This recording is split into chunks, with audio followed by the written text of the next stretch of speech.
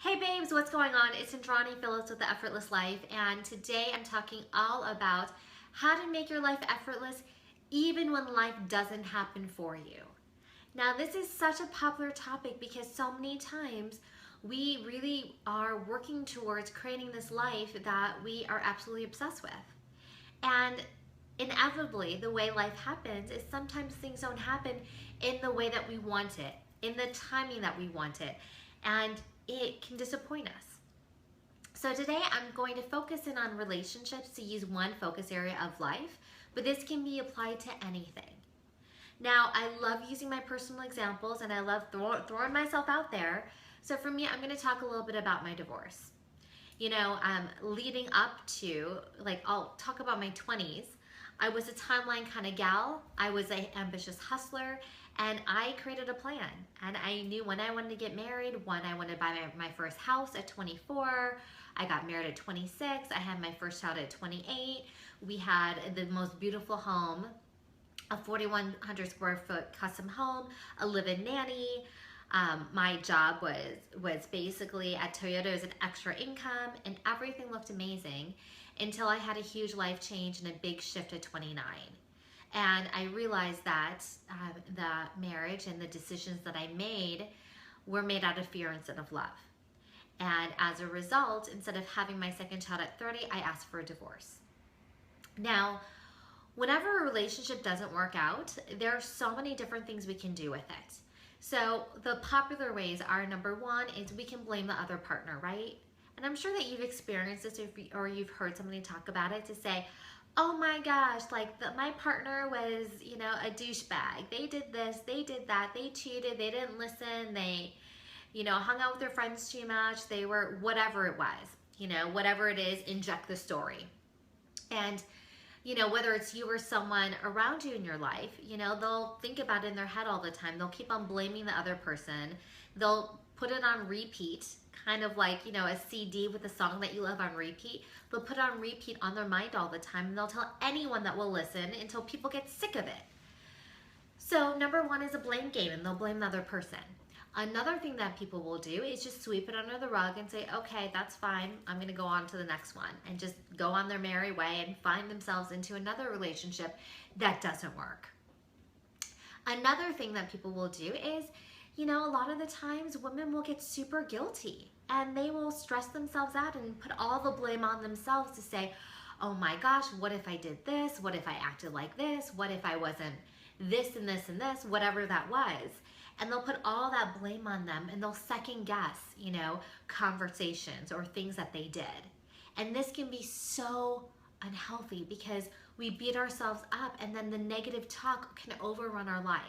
It can question our confidence, our self-worth, and it is not pretty. So I will say, with all of these steps, the steps are really good, and we need to go through that. And so I'm going to show you a way that I go through with my signature process. So in my situation with my divorce, the first thing I did was I owned it, and I took responsibility for my part in the divorce. It's so easy for us to blame the other person, but I got really clear and I said, how did I contribute to my divorce? What did I do? And asking you shall receive. And I started figuring out that, what? I was arguing the way that my parents argued, and my dad would, my parents would fight and my dad would leave the house, and that's what I did. I would leave. I would yell and scream, and my story is because of my parents, and it was because I was a Scorpio and whatever else, and I was justified in doing it. But I started realizing that that wasn't supporting me and what I truly wanted. So as I started going over those things and I started taking responsibility, it was really powerful because then I could take ownership in it. And that led me to step number 2. And step number 2 was I handled it. I did some things to fix it. I forgave myself. I made some changes. I sent my ex a letter and I apologized to him for everything that I did. I cleaned it up, which is so great because when we're able to clean it up and put on our big girl panties, that's when things can get really interesting because we're taking the power back. The third thing that I did was I found the silver lining and I found the reason for it. And yeah, divorce is a horrible thing and I don't wish that on anyone. But through that, I was able to really learn who I was. I had a beautiful daughter as a result. I was able to really, understand why I was in that situation at the time. And that's what I needed to go through and overcome and learn from.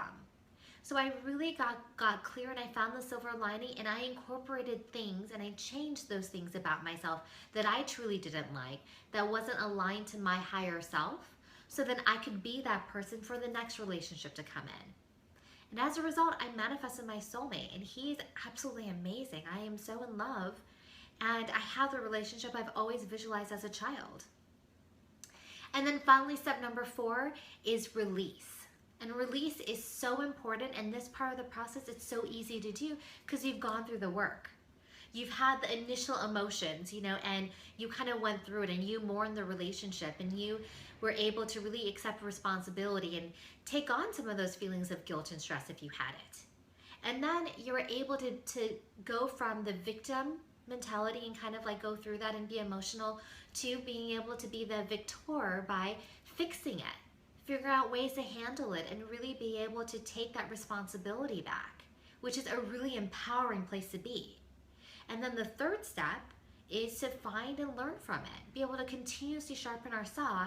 And by working at Toyota headquarters for 17 years, that's really important. And that's how they base their philosophies on, is how can we grow and how can we be our best selves and how do we improve ourselves and sharpen our saw so we can be our higher self and really learn from our experiences.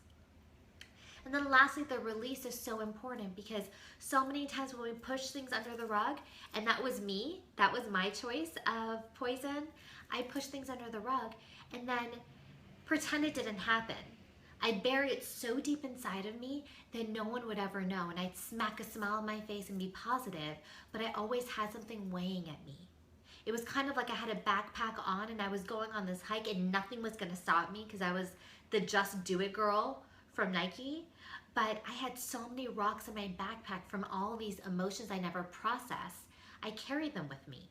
So as I was hiking through this arduous mountain, I wasn't able to enjoy the journey because I was overloaded. I was overrun. I was stressed out. I had this big backpack full of emotions.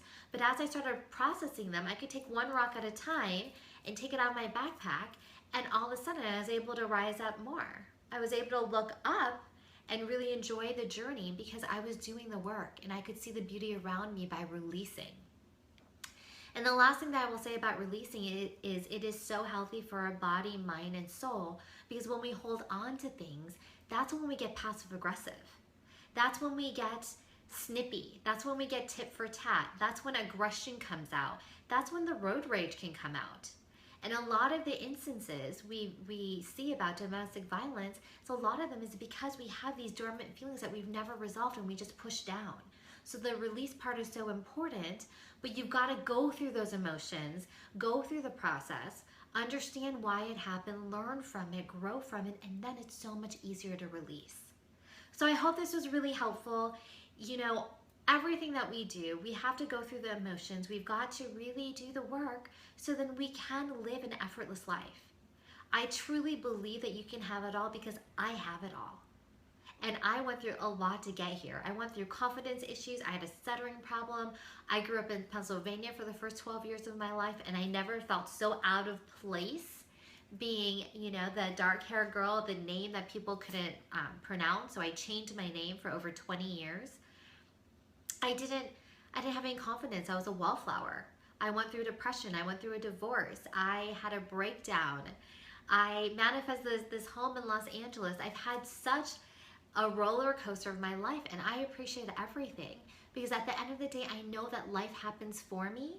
And even if I can't understand why, I know that the universe has a bigger plan than me, and everything's going to happen to me in divine timing. I just need to keep on doing the work, taking inspired action, going through the 4-step process I just told you about, and believing with unwavering feeling that life happens for me and the universe has my back. So I'm Indrani Phillip, your manifesting maven and transformational coach, and here's your effortless life. I will say it takes effort to be effortless, but I will show you how. And as always, I love to end every video with sending you love, light, and oodles of positive vibes. That's from me to you. And all I ask you to do is share with the rest of the world, because the world will never get enough of love and compassion, and that's what we can do right now, today. So thank you so much, and I will see you next time. Bye, babes.